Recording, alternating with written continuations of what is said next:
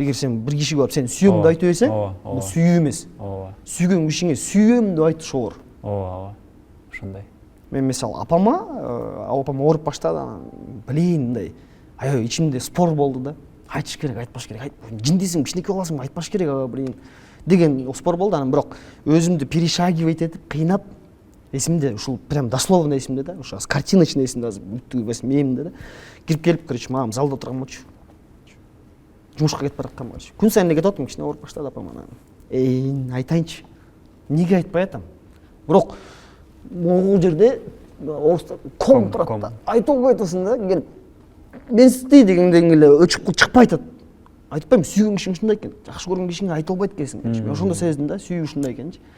Келе апа дедим, короче, оо дейт, короче. Мен деп мындай жана дословно мындай бир буквадан айтып атам да, мен сизди жакшы көрөм дедим да.